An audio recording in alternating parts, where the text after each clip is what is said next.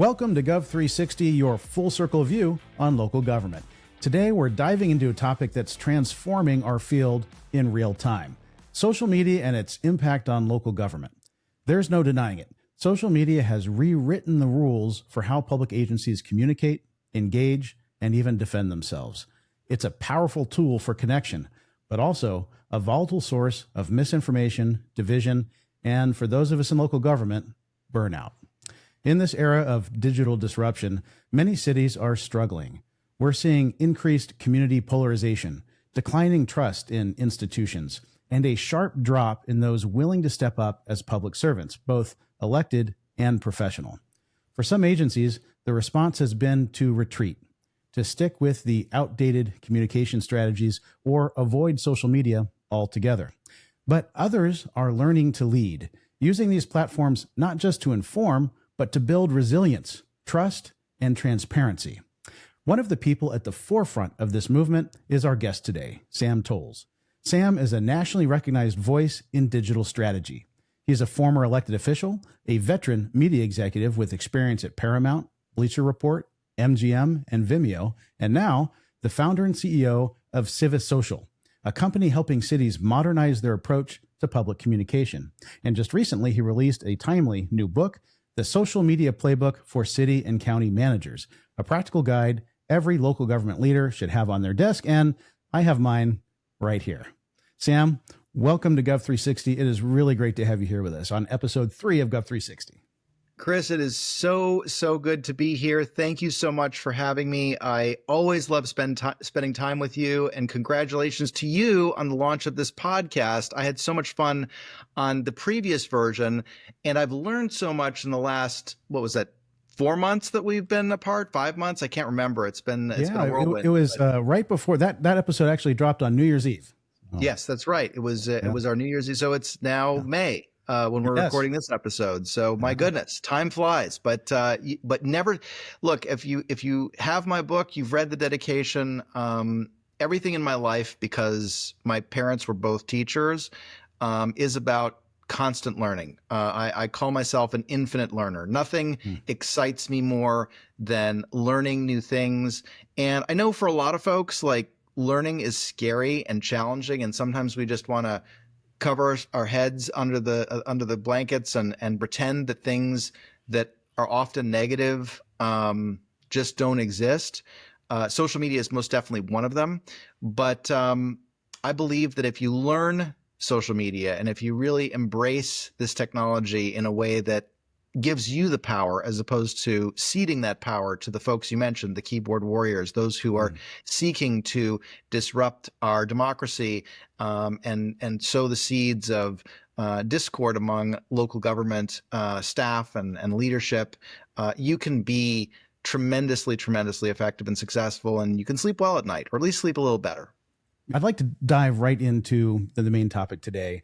And then I want to get a little bit more into your background so that people understand really that you are, in my mind, the guru in this area, the true expert topic here. But let's talk about the dark side of social media. And I know it's not all bad, it's not all dark, but there definitely is a dark side to social media, and certainly as it pertains to local government. It has been a conduit for the spread of misinformation and disinformation, a vehicle for false accusations and attacks on elected officials and staff. It's had a tremendous impact on morale. I can tell you within city halls, definitely within the city management profession, but it doesn't stop there. I mean, all the staff at City Hall see and hear what is said, at the podium and through social media. That they're on social media as well, and that impacts them, unfortunately. And it can lead to some dangerous situations. I mean, we've seen people get pretty revved up on social media and actually, commit violence as a result. And sometimes the targets of that violence are people in local government, whether elected officials or staff.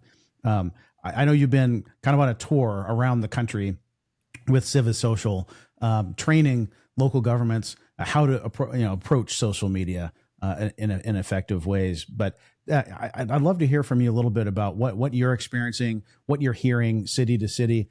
And my assumption is that there are common themes everywhere, that this is something that is happening everywhere. Yeah, it's I'll say for your audience of people who care about local government, people who work in local government, one thing I can tell you, CiviSocial launched a little under a year ago. I've been to 13 clients thus far in 12 states. Only had one repeat state, which was your state of California, which I'm grateful for. I imagine the largest state of the union should be a repeat state.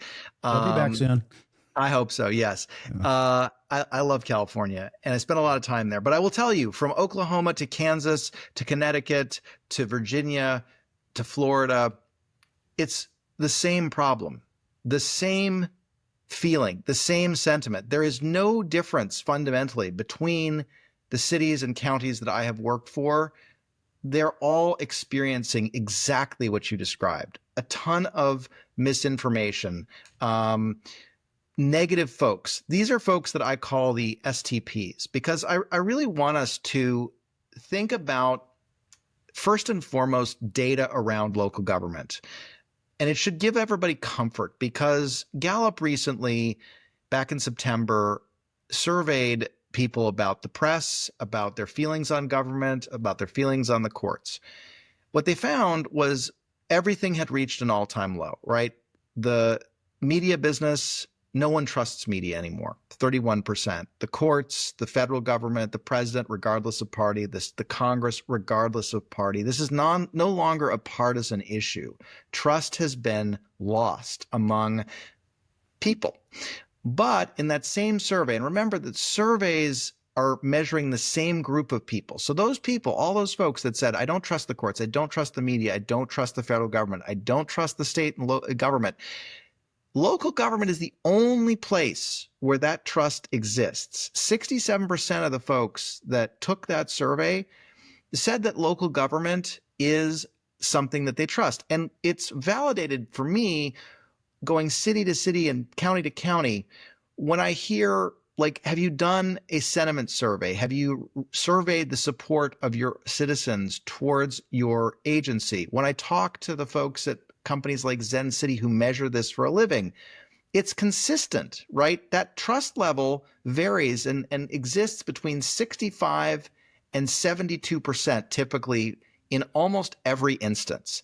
And so, whereas because of this same 10 or 20 people who harass you on Facebook or Nextdoor or X, the older platforms, and we'll talk about the difference between the platforms and why I think there needs to be a shift, both because the audience has moved and you're not actually talking to the people you need to talk to, but also because certain platforms were designed for negativity, whereas other platforms were actually built on positivity. But what I will tell you is that issue exists in every community, and it's a false impression.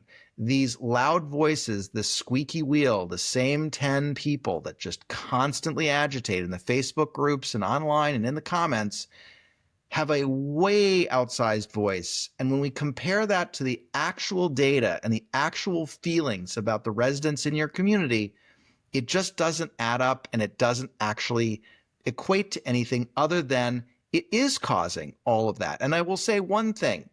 My first observation, my first bit of advice in doing this with all of these different communities, the thing I hear often, I hear staff that desperately want to tell their story. I don't care if it's the lifeguard, the EMS, the fire department, the police department. People want their story to be heard. They are proud of the work they're doing. They believe in this work, and they think that the story is just not getting out there time and time again. If you are a CAO, if you are sitting in that seat, the thing I also hear is we don't feel we have permission to fight back. And that's where you have to start this conversation. Yes. Yeah. That's interesting, because I think for so long, local government was afraid to fully engage on social media. There's this idea, this concept that it's somehow unprofessional or inappropriate to respond to that negativity, even to respond with fact and set the record straight sometimes, where that's getting combative. That's not so you put yourself in a position where you're supposed to be the punching bag, right? What are as you go city to city, what are the most common things you're seeing that cities are getting wrong, right? I mean, not engaging in my mind is a wrong thing, right? Yep. But what are some of the most common things that cities are doing that are making the problem worse? Well, I think there's no strategic approach to this medium, right? No one is thinking about social media in the way that we think about traditional news, right? We write a press release. We think about that. We approve the press release. There's a process around how we engage with news outlets. If you get a call and you're any member of staff, you know a protocol around what you can and cannot say and why, et cetera, et cetera. That is a more defensive approach than what we'll talk about as it relates to social media, because the difference between talking to the gatekeepers in traditional media and managing your own social media, which is you're telling your own story, are fundamentally different activities. But that defensiveness that you're talking about has its seeds or origins in the structural approach to engaging with the press. And so that's the first big problem. The second problem, and I mentioned strategic alignment. I see more than once, and I would say half a dozen times at least now, where I'll go into a city, and one of the first things I do is I sort of analyze their social media, I do a deep dive, and I'll send out sort of a comm survey and say, tell me where you are, tell me your accounts, and I'll get back, and 24 Facebook accounts, 15 Facebook accounts. Wow. Every department is running their own little fiefdom. You know, the library has 1,000 followers and the PD has 8,000 followers and the city itself might have 5,000 followers, and different people are saying different things, programming different Nothing is coordinated. Nothing is talking about what it is that is the core purpose and mission of this organization. Like, imagine if you were a brand or a company and everybody was just sort of, you know, the people who were at the bottling plant at Coca-Cola were telling a different story than the people driving the trucks to deliver the Coca-Cola. And those people were telling a different story than the management. And those people, it's not aligned around a central goal and a central message and a central theme. And it's managed by different people without any thought to structure other than just be careful and don't do anything that's going to get us in trouble. And so I think that is the biggest sort of discovery that I've made on my journey into local government. And obviously, like, Facebook in and of itself is a problem. It's a problem platform. And the other big issue is typically if most communities are not on any of the other platforms. Sometimes you'll find them on Instagram, but Instagram for all of these communities, and it's haphazard. Like, let's say they have 24 Facebook accounts and they have 3 Instagram accounts. The reason they have those Instagram accounts is that some departments figured out, oh, I can cross post from Facebook to Instagram, which I think is like absolutely like, you know, the big red X on Family Feud, right? Do not do that. They are not the same. You cannot use Instagram the way you use Facebook. And so I think that you just fundamentally have to look at this with a strategic lens. Just as if, I guess, Chris, the best analogy is if you are going to build roundabouts or change a roadway or, you know, do a site plan for a new neighborhood, you would be thoughtful in that process, right? You would start thinking about, you know, the curb size and the water, how the pipes are going to lay out, how the electricity is going to get there. And there'd be a lot of thought put into how you are going to map and manage and build your community in the physical infrastructure sense of the word. Social media is no different. It's a little less complex and it takes a lot less time to do that than to build a neighborhood or to redesign a street traffic pattern flow. But it doesn't mean that you don't do any of those. You plan nothing at all. You just kind of go, well, here you go, social media, right? That's the thing I think is the biggest takeaway and learning from this journey thus far for me.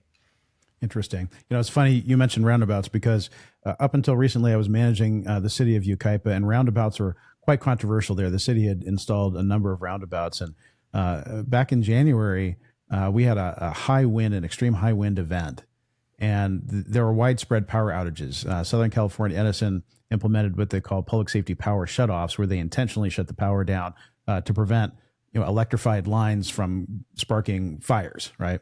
And as a result, the cities eventually, it was out for a couple of days, almost 3 days. As a result, the batteries ran out on the city's traffic signals, and we had a lot of signals that were,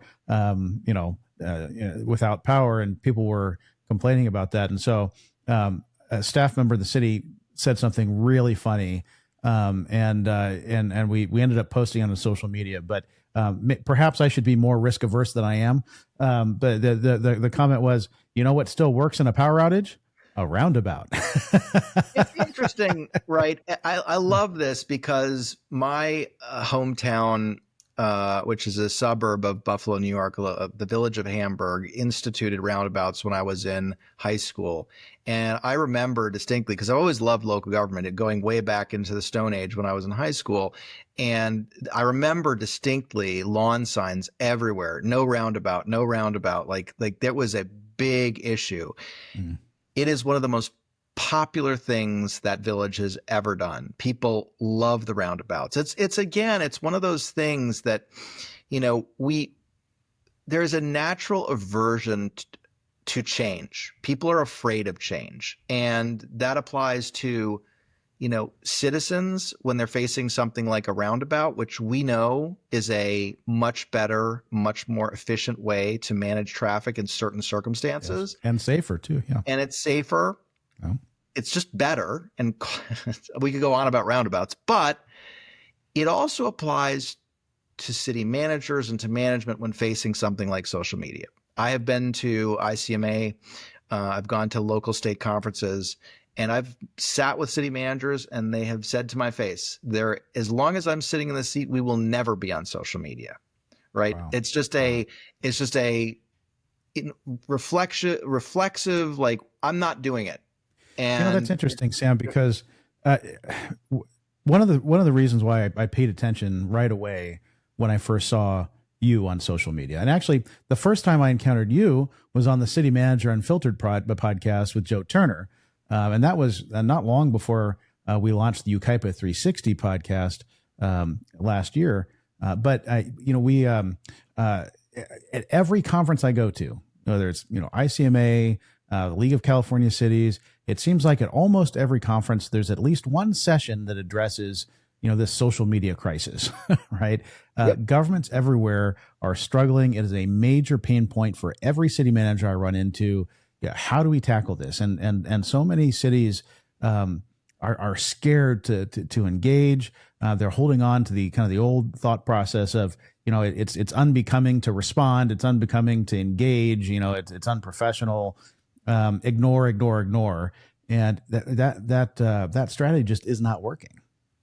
No, it's not only not working. The problem is when there's that crisis point, it's way too late. Then it's like a fire that runs out of control, right? If we see the fire, we see the ashes or the sparks flying in the air that is social media, and we're like, okay, well, I'm going to ignore it. I'm not going to think about it. But when those sparks land in the exact right place, and I think about this a lot with public safety, right?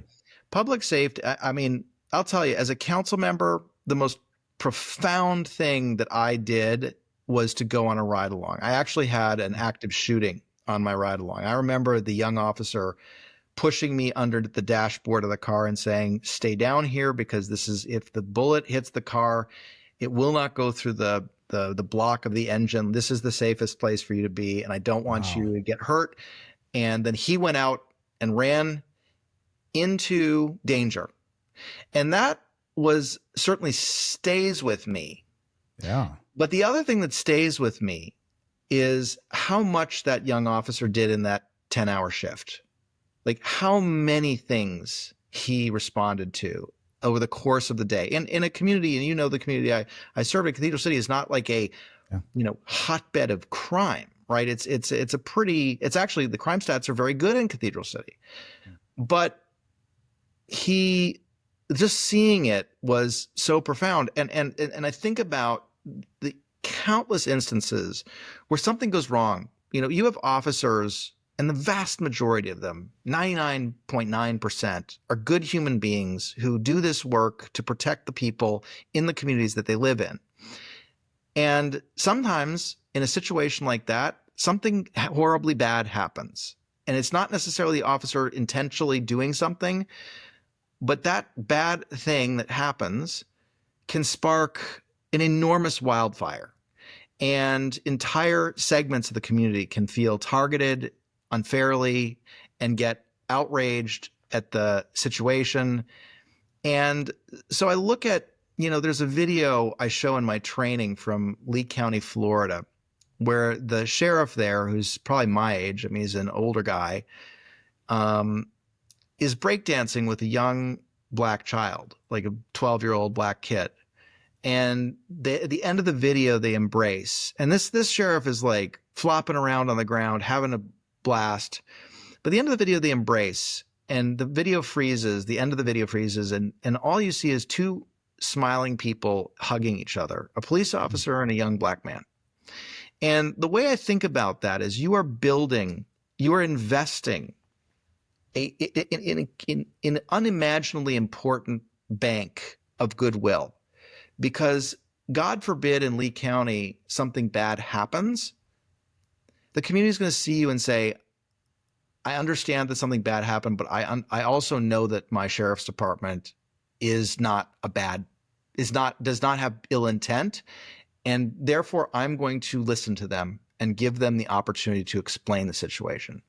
But when you ignore those flying sparks, you ignore the dry kindling, and you just allow them to land, and you don't do anything to wet it down or to prevent that from happening, everybody, there's one of me doing CiviSocial. There are probably 1,000 crisis management PR companies that are just waiting for that spark to hit the hay, so they can make their very large fees trying to clean up the mess. It's too late. It will be too late, because PR only talks to traditional media. They don't address where that fire will rage loudest. And then it's not just the STPs, then it's everybody. And that's a problem. So this is about taking control and building trust through this medium over time, so that people know that you're on their side. They understand the work that they do. They appreciate, like I did, going on that ride along. Social media is the ride along, right? You're going to take them on the journey. They're going to see the work that you do day after day, and they're going to begin to appreciate it. That's the point. Sam, you've used the term STPs, and you and I have had this conversation, so I know what you mean by that. But I'm not sure that we've really explained it here on this podcast, and I love it because it's the same 10, 20, or 30 people that show up to every council meeting and stand up and speak on every item, and are the ones spouting off on social media. And the challenge there so often is that it is difficult for elected officials to ignore that, right? And as a result, you have in some cities, a very small group, small as a percentage of the population who has really undue influence, because they're the ones that are being heard. And it's I talk to elected officials a lot about this. It's human nature, and especially if you're an elected official, you run because you want to represent the community, right? And you want to make sure that your constituents feel heard and they see that you're listening.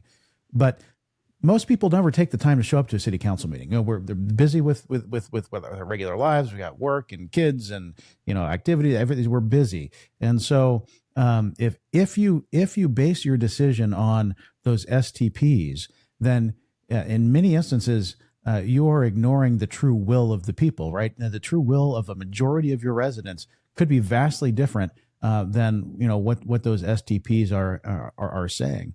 And so it is, but it's so hard. It's so hard to just ignore that. And then if how do you respond to it, right? And so to me, that is such a pain point for elected officials and city managers and city staff, that the work you're doing, training city people how to respond effectively to that, and how to not just respond, but how to build, put your own content out there, so that there's, ahead of time, there's built-in trust and understanding of the good work that's being done in the community. Through CiviSocial and through your book, You really outlined some specific, very specific strategies. One of the things that really struck me about the book, so often you get a book on social media strategy or whatever it is, and it's great philosophically. There's some great ideas, but you don't walk away with a whole lot of nuts and bolts. Okay, now I feel like I know how to do this, right?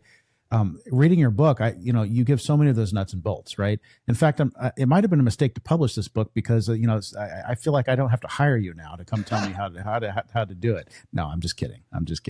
But there's so many aspects of this book that really resonate with me, and one of the things I really appreciate is the approach of empowering internal teams, right? It's not about spending a lot of money to go out and hire, an expensive PR firm that's going to do the work for you. Not only is that, a lot of money, but it's also not usually terribly effective, right? And it resonates with me because it reinforces the idea that authentic storytelling comes from within the organization, right? Not from an outside firm. And using department heads and internal staff to tell the city's story, it feels more genuine, right? It feels genuine to residents, and it builds stronger ownership and buy-in across the organization as well, right? And it aligns perfectly with the trend of governments moving towards transparency and real-time engagement. So that really resonated to me. But early on in the book, one of the things that just really jumped out at me was, you break down, how to platform by platform,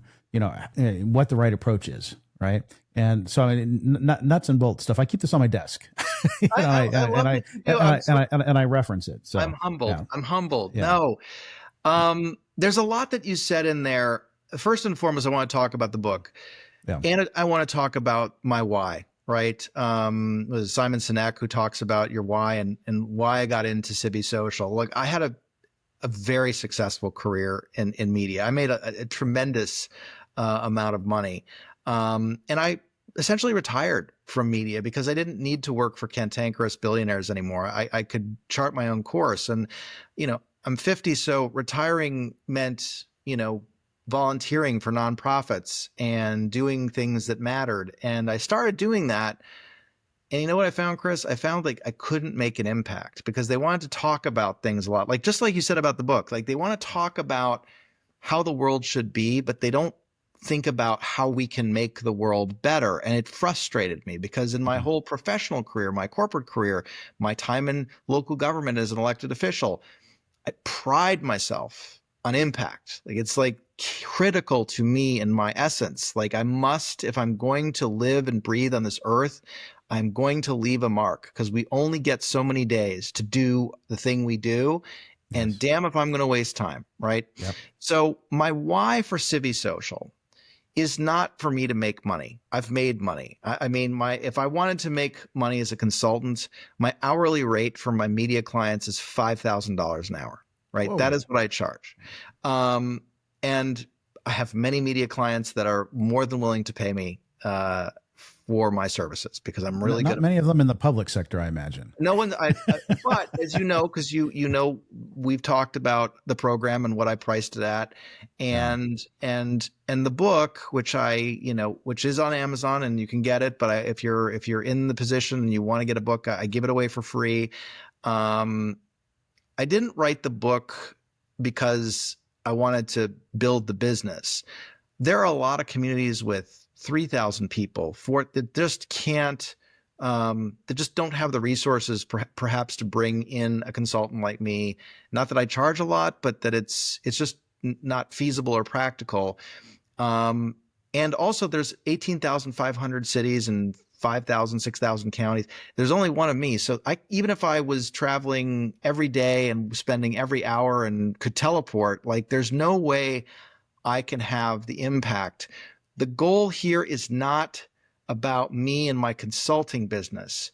The only way we can make democracy, which I believe is the greatest thing that God has ever created in this world, the only way it will work is if people that are elected and managing the groups that represent us, our local governments, and I believe it has to start in the local level because, as I said about the Gallup thing, like, trust is gone. It's almost too late right now for those other entities. But there is this place, this very special place, local government, where people see and feel and have confidence in what is happening in the connection between the people that they elect to serve, the people that their elected representatives choose to manage their organizations, and the work that that government does. It's important and it's cared for and it matters.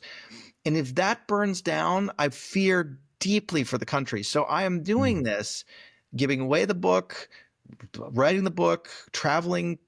I could sit in my beautiful home in Florida and sip Mai Tais by the pool instead of going to Plainville, Connecticut and Salina, Kansas, right? Like I'm not going to exotic places. I want this to spread like wildfire, because for me, the best outcome is that local government puts me out of business because they all start beginning to do it the right way. And however that happens is important to me fundamentally. Like that is why I do this.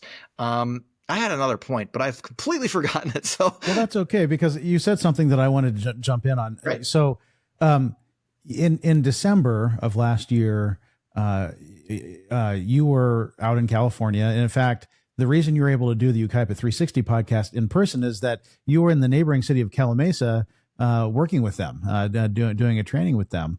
And just in the last couple of weeks, I've really been noticing a lot of content they've been putting out.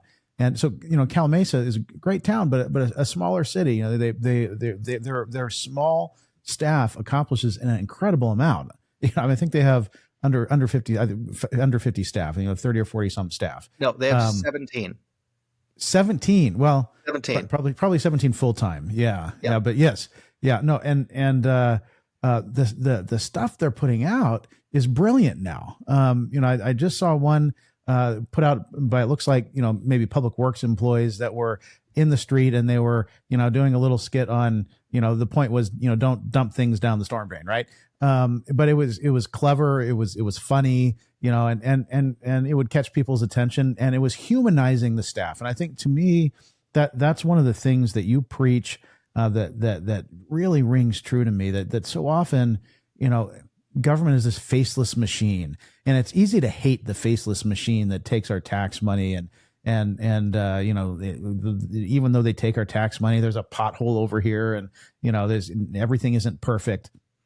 But when you start to realize that these are our neighbors, these are people who are working hard to improve our community. The average resident doesn't have a clue about the vast majority of the work that's being done on their behalf, but by their local government.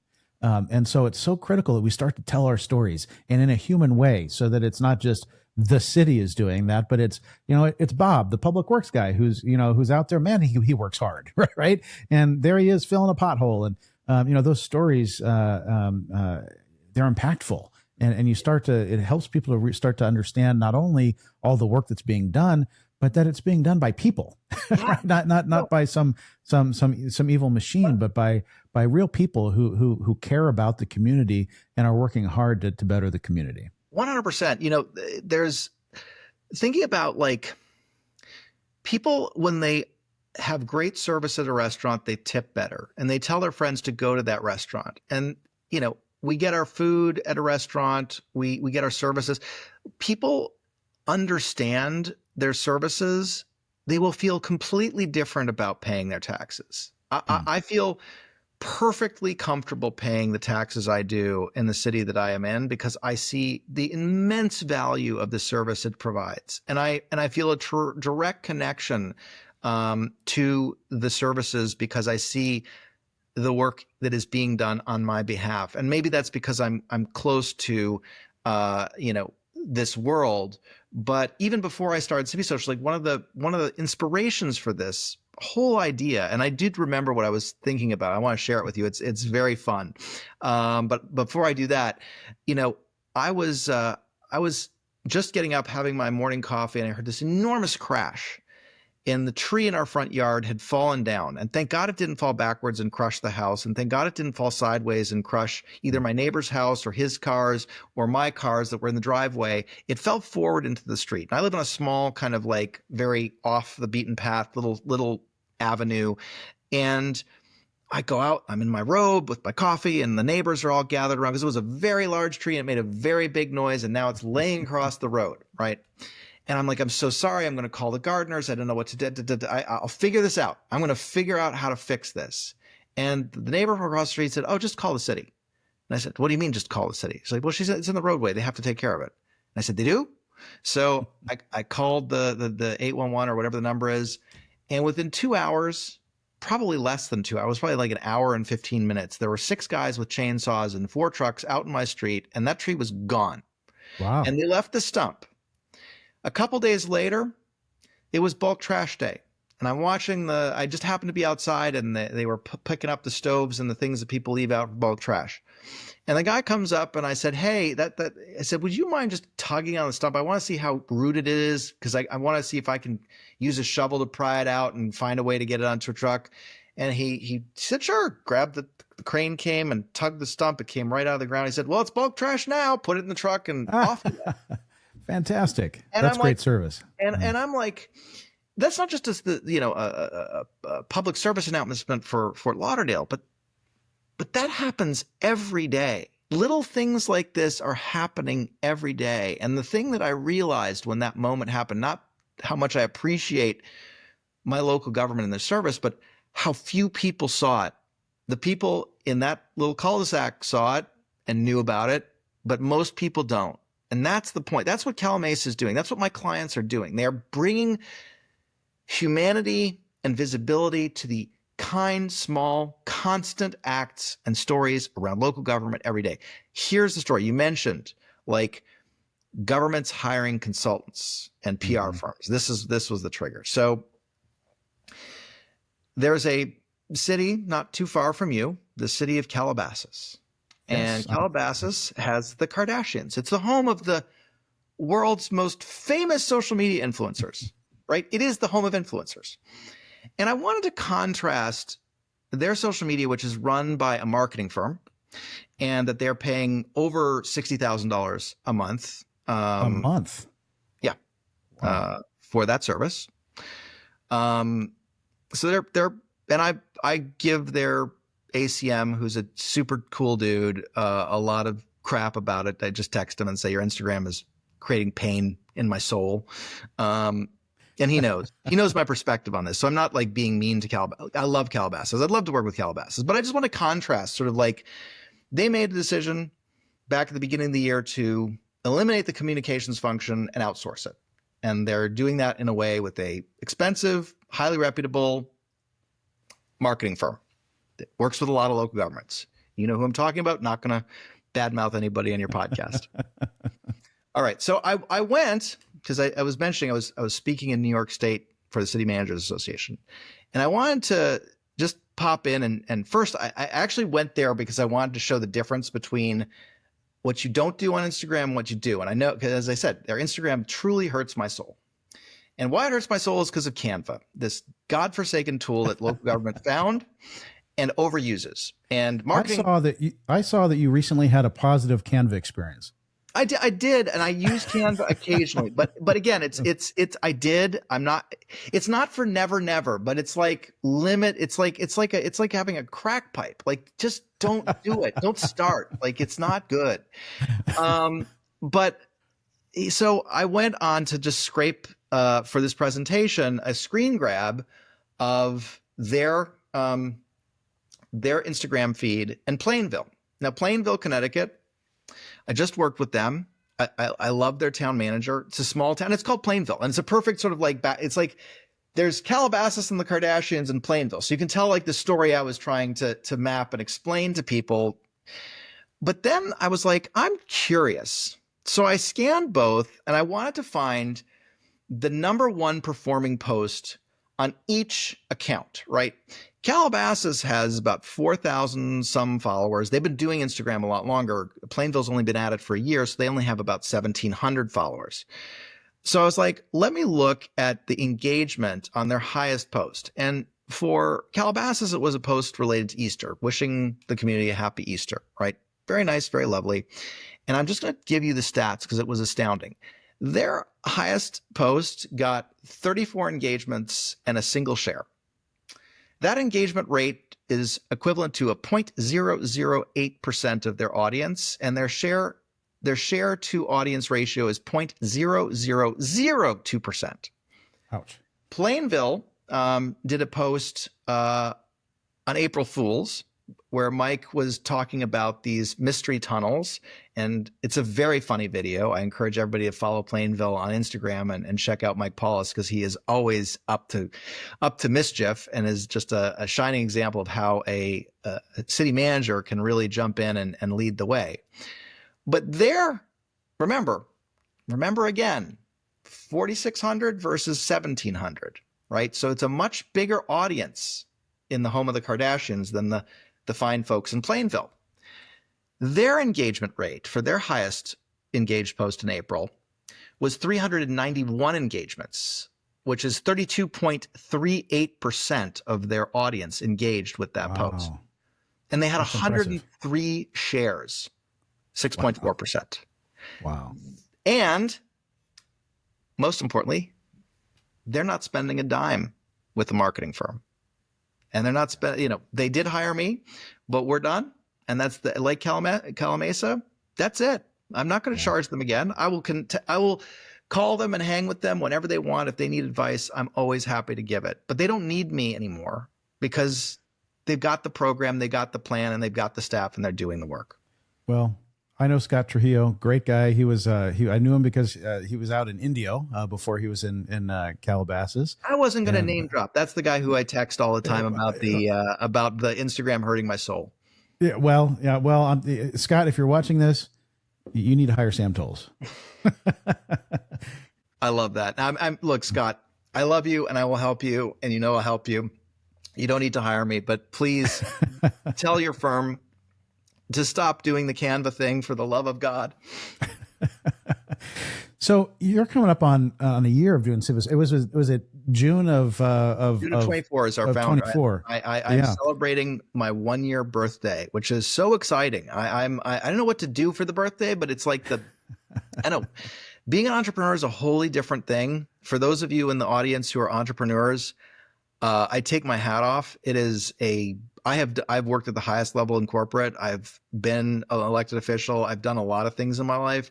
Nothing is harder and nothing is more rewarding. And I have utmost respect for you guys as well. And you're doing it the hard way. I mean, your business model really benefits the client. I mean, it's surprisingly affordable, and it's one time. There's no ongoing cost, which is great for the city, but for you that means you got to hustle. You're traveling constantly. I see you on social media in a different city every week, all over the country. I don't know how you do it. You must be exhausted. Some post of me at an airport somewhere will always be in my LinkedIn feed. Those posts do really well. I'm still learning LinkedIn. LinkedIn is a new platform for me personally. And it's a ton of fun. I've had a lot of fun using it. And I've actually recently built an entire engagement model for cities to leverage LinkedIn in business development, because it's another area where I think social media can be leveraged tremendously effectively. When I do, the update to the book, I've got a couple of things. LinkedIn is one of those things I want to dive a little deeper in, but it's so fascinating to spend time on that platform. But yes, it's exhausting. But again, the business model is interesting. I have many friends who run businesses, and, most of my friends are in tech, right? Or in media. And if you're in media, you want a hit show that just goes season by season by season, right? Like if the show runs for 7-10 years, you never need to work again. Like it's the holy grail, right? You want recurring revenue. You want that thing to keep going. I think city management should work that way, don't you? Yes. I agree. You don't want to keep making pilots that don't work, right? That's the goal in life. And in consulting, and I have friends that are high level consultants. I have partners at McKinsey and FTI that are personal friends, and they do very well. But again, the whole model is get in and then extract as much as you can, right? Extend that engagement as long as you can. I think scope creep makes you a creep, so I don't believe in it. And again, I go back to my why. I'm not doing this to build a business merely. I'm doing this because it is a mission. And I honestly believe, and look, I've done almost zero. I probably spent $1,500 in paid marketing. We're a year in. So my marketing budget's $100 a month. That I've got. I think that goes into like t-shirts and tchotchkes and book printing. Well, another book, maybe I've spent $2,000 this year to print copies of the book. But like, I don't believe in the notion of like marketing and building like a, $50 million consulting business. That I'm gonna, like, could I? Yes. Will that happen? Maybe. But it's not the reason. The reason is what you just said a few minutes ago about Calamasa.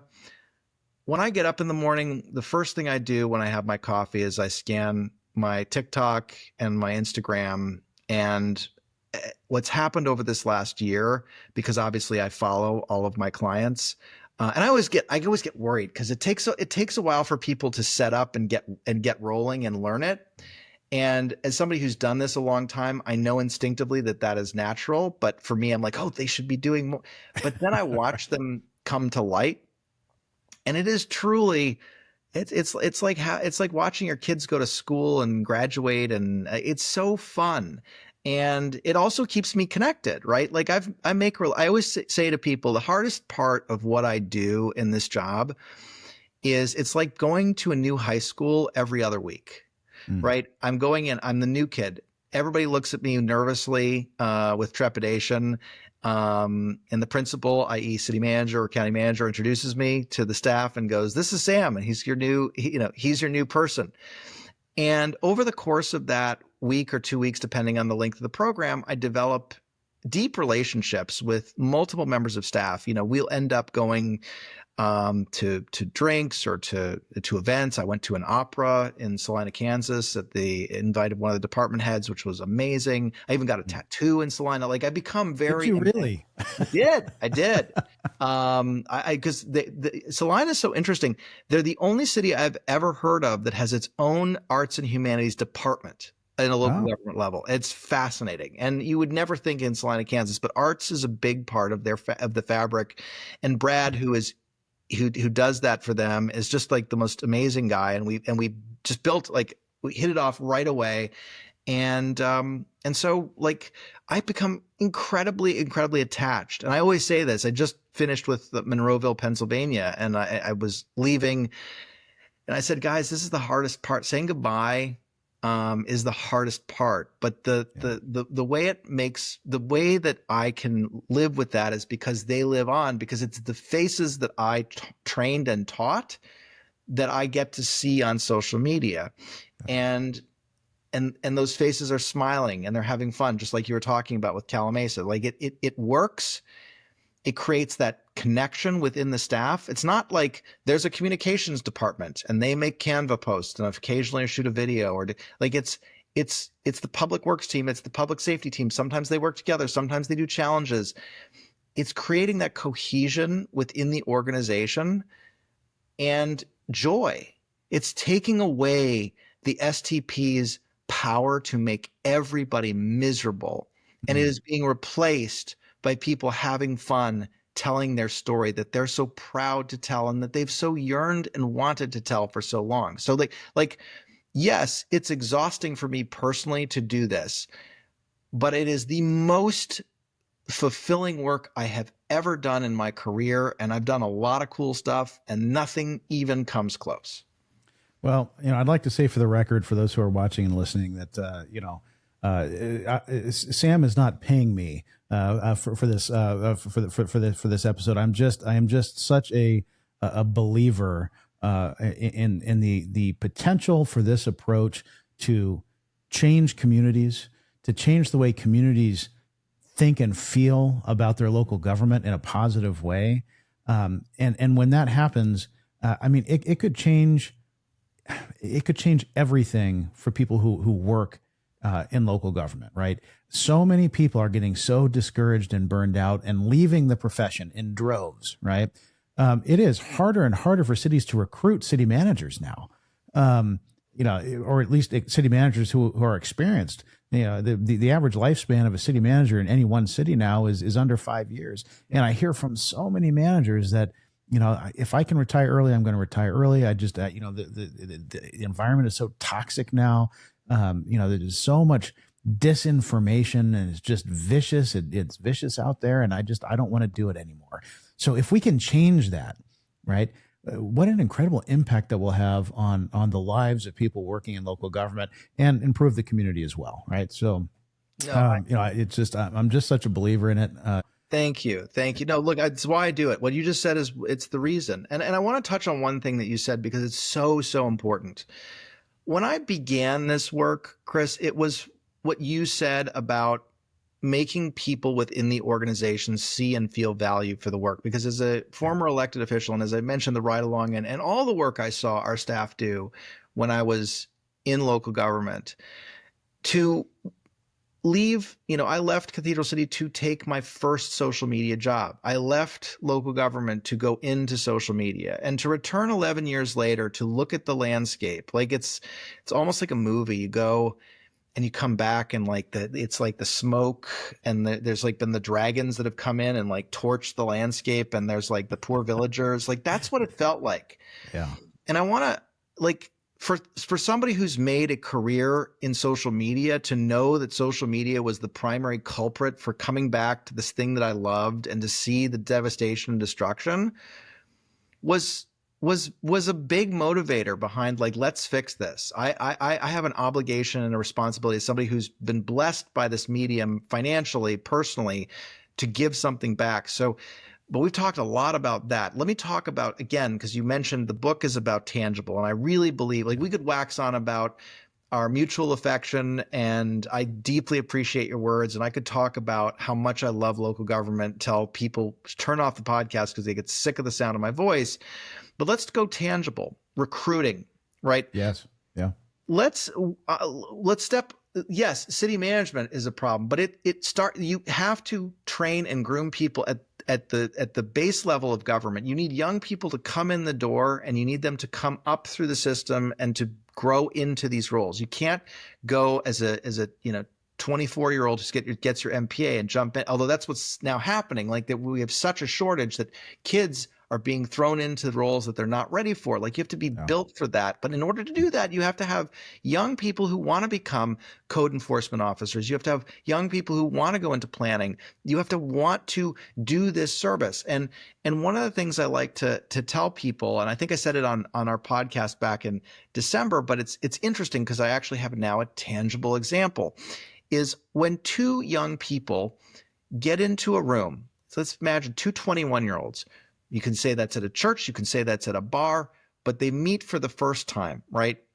What's the first thing that they do? They exchange Instagrams. It's literally the first thing that they will do. What's your Instagram? What's your Instagram? And then before they become your friend, they're going to check you out. They're going to say, is this person a creep?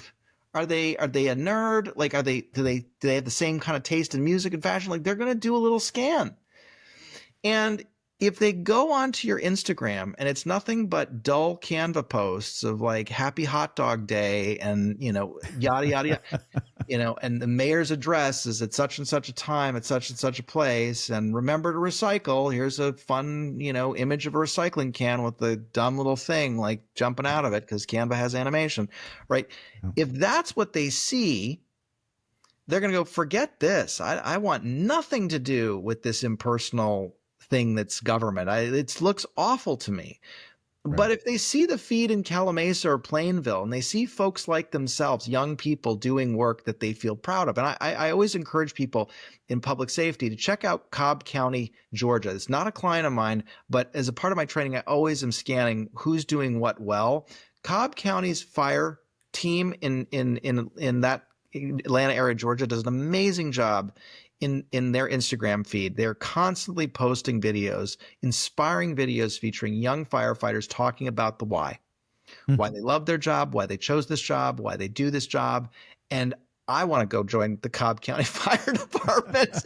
I mean, they're really compelling, but it starts with that personal connection. And my data point on this is when I was in Roanoke County, Virginia, I was meeting with various members of staff, and I met with the young man who does recruiting for their police department. And Roanoke County is a large organization, 1,100 people. They have 140 sworn officers.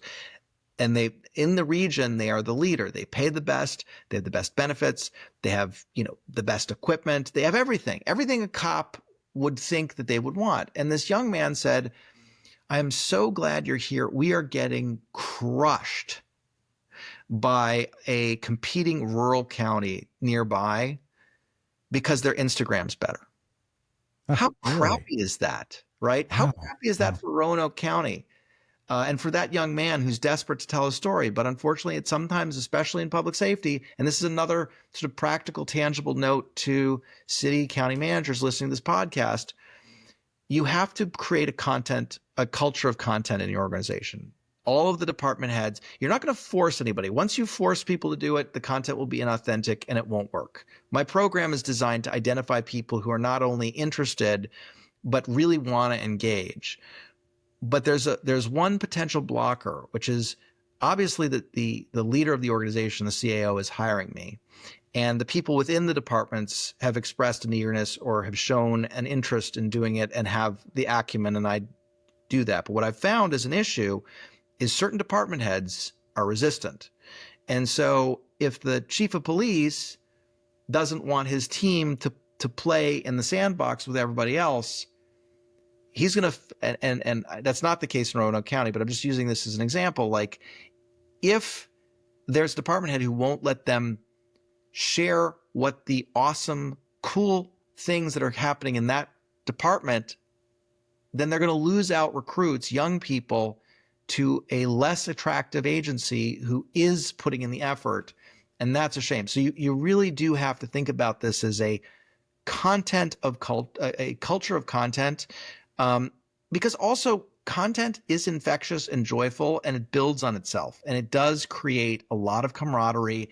And then the police department and fire department, as they naturally do in all kinds of ways, begin to do challenges and videos to be fun and competitive with one another. And it comes together in ways that I think would surprise even the most skeptical department head. So you can't tell some of these folks, like, this is what, and you guys are in the profession, and I'm not going to say, like, get into a war with your department heads, because we know how sensitive that is.